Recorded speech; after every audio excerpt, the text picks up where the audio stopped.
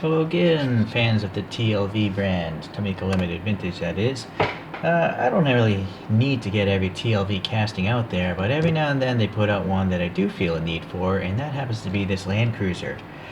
So this is a LV-193a Land Cruiser FJ56V. I think that V means van or a station wagon, and then obviously it's a police car. So it's a big box. I'm guessing it's a pretty big model. Let's take a look. Did a little research here, Wikipedia research. It's not really difficult to do, and it's often wrong, so please take my words with a grain of salt. But the Land Cruiser began in 1951, and it spans 10 generations, and it's the second longest running SUV in production after the Chevy Suburban. Did not know that. It came about because in 1950 there was the Korean War, and the U.S. government ordered 100 Willys spec vehicles, Willys Jeep kind of vehicles, and they asked Toyota to manufacture their idea based on those specifications. So Toyota created their own little Jeep prototype called the BJ. That's a joke in the making. It was supposedly larger, more powerful. Again, jokes. Part-time four-wheel drive, but no low-range transfer case. And then they test drove it or brought it up Mount Fuji, and it was the first vehicle to reach a certain height. It set a record, I guess.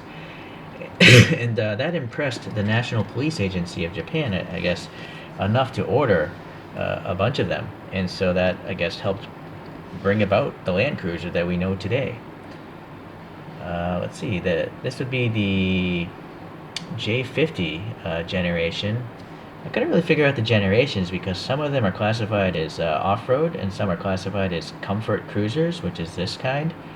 All I know is the J50 series came out in 1967 and was sold up until 1980, and it was supposed to be the beginning of the van or station wagon body style.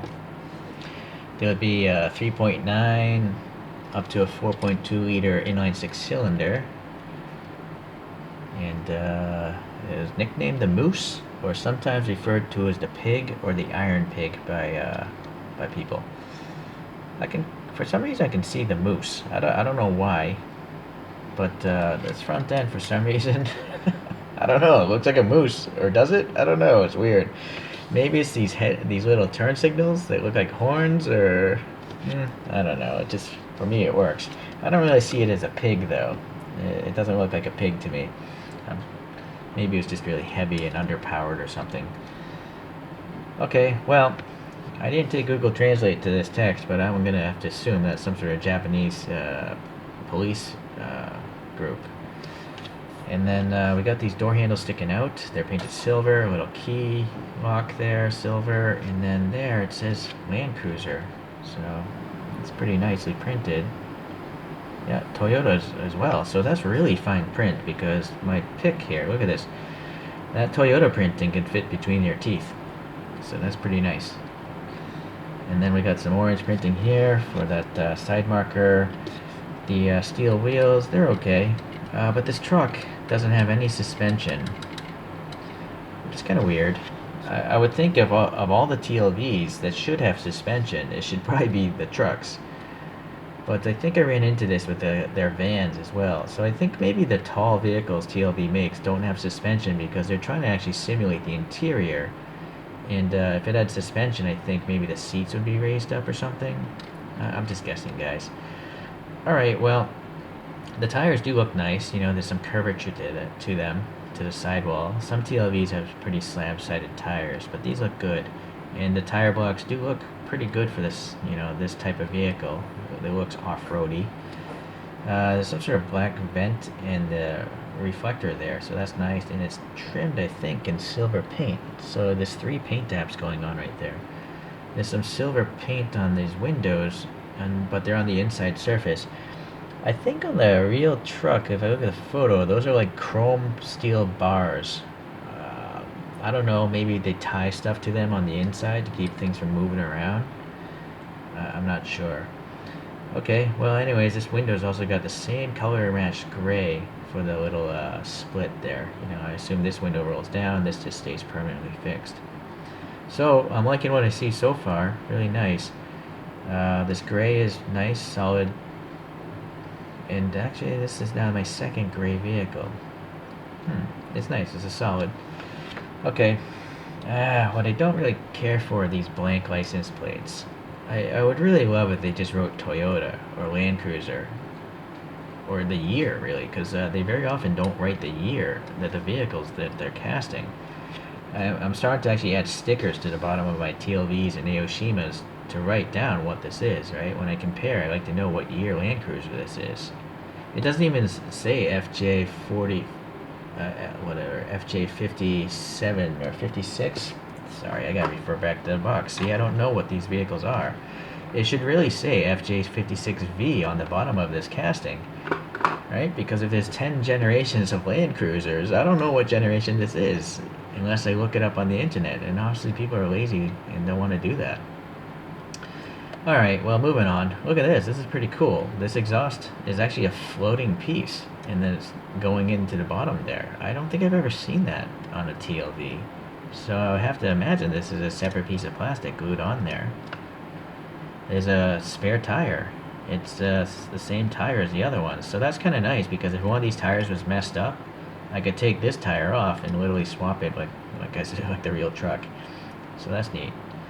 I do wish that they were screwed together so I could modify it. But let's see, it says 2010, so this has been out before.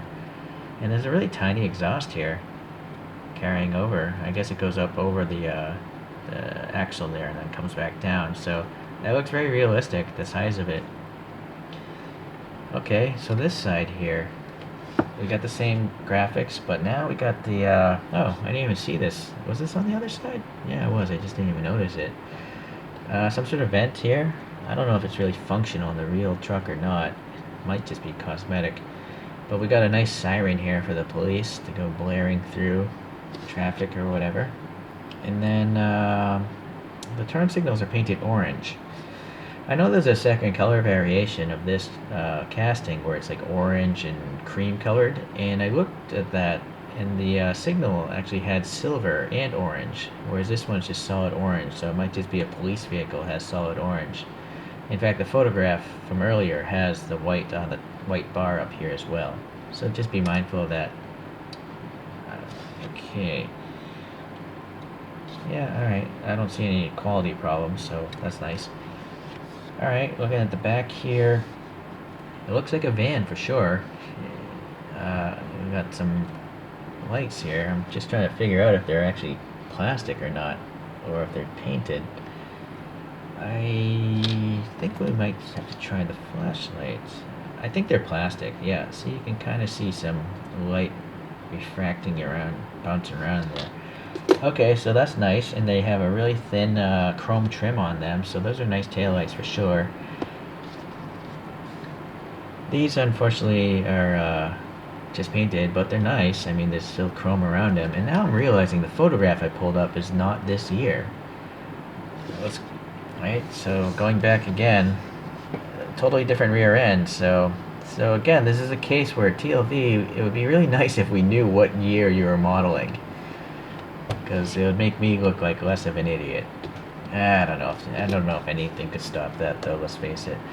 Okay, so we got some backup lights, I assume, with silver trim around those as well. A blank plate, some sort of silver box here, probably a light to shine up on the license plate. Some rivets here to hold the bumper on, and it's nice as a separate piece of plastic. It's not cast metal. These doors almost look like they should open. Look, it's a separate piece. Does it? I don't know. I know some other TLVs do have opening features, but I don't know. Please leave a comment if you guys get this, but I don't think it's supposed to open. You can even see there, I think that's where the rivet is going in. So it's kind of like a Hot Wheels there, that thing behind there. Alright, no, we're not. Look at this. If the rivet is here, it's not. I don't know what this thing is here. Why would there be that shape? Odd. Very odd. Well, let's bust out the flashlight and see what's going on here. Oh, no, it does. It's just... That's weird. I just don't think that rivet is where that post is. So if you see the post, right? You see the rivet? I think the rivet is forward of that post. So it's quite a mystery. I don't know what's going on. That's strange, very strange to me. Okay, well, anyway, some detail there on the floor of the trunk of this van. Some seats ribbing there. Seat ribbing there. Steering wheel and instrument panel. Trying to focus through that window. It's kind of blurry, you know, being a molded window.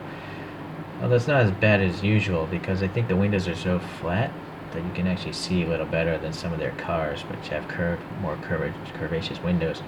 So molded in details. I just feel like they skimped out. There's no additional color. There's no additional printing or nothing else in here. So this is really no different than a Kyosho interior. But a Kyosho blister pack is 1/3 or half the price of this thing. Right? So this is another case with TLV value. Those two words don't really go into the same sentence. Value and TLV. But again, these are luxury goods. No one needs to own these things. So okay, so we got the wiper blades now. Okay, that I think those are just printed on. They're not three-dimensional. Yeah, so it's just a silver graphic. So that's another criticism I have for the brand. No dimensionality there, so that's pretty weak. This is nicely done. It's pretty cool to see a little police light up there. Alright, so I think that's everything we've seen here. I don't know what to say here. It's definitely not a good value. This truck, being a larger model, costs more than their cars, but it has no suspension, and it doesn't have a colorful interior, which you can get on the less expensive cars. So really, you're just paying for the size of the vehicle, but they're skimping out on a bunch of other stuff, so it's like... And honestly, even if this vehicle is slightly larger than a car... Like, let me find this TLV Cedric here. This is a TLV Cedric. Actually, it's not even... It's a little taller, but it's not even that much longer. Right? It's possibly even shorter than... It's the same length as the Cedric. So here's a top view, right? So this thing costs a lot more than this Cedric, but look at the interior of this Cedric. It's got gray seats, a black steering wheel, black dashboard, and then it's got two colors on the dashboard. So there's a lot of extra work going into this Cedric. And then, you know, being a car, it has the suspension. Not that that matters to me, but it might matter to you. And then, in this case, this one has three-dimensional mirrors molded into the windscreen plastic. So this is simply a better TLV by far, and yet this is a recent release. But, you know, I guess it was originally cast in 2010, but that doesn't mean you can't go and add paint to the interior pieces. I can understand maybe not doing anything about the wipers because that mold is finished, right? It's been set in the mold. But you could easily paint the interior like you could on this Cedric. What do you guys think? Did we get ripped off on this one? I'm not feeling the value on this one. That Cedric is a much better value than this truck for sure. Alright, well, enough complaining. I do that plenty enough on my videos. I gotta try to be more positive. But, I'm paying with my own money, you know, so I get let down and I get pretty angry sometimes when my own money isn't well spent. Alright, well, here's a little coaster here. Let's compare it to a couple other vehicles. So if this thing was around from 1967 to 1980, that's a big stretch. Here's a 1968 Jeepster from Greenlight. So it's possible to maybe have seen these parked next to each other at a gas station or something. Granted, Greenlight, you know, raised up their chassis, so it's totally modded out. But actually, in Japan, you would find maybe a Nissan Patrol, and this is another Greenlight from 1968 Nissan Patrol. You know, different classic car, but or truck. But yeah, I think this scene here would have played out in Japan a few times. You know, my criticism with this green light is look how skinny the tires are. Those tires look like they're from a Model T, not something from the 60s, right? It's just, I don't understand what green light was thinking, making those tires so skinny. Makes no sense. They're probably maybe from the Jeep, the World War II Jeep that they did. Maybe that's what they did. They're too cheap to make their own tires for this Nissan.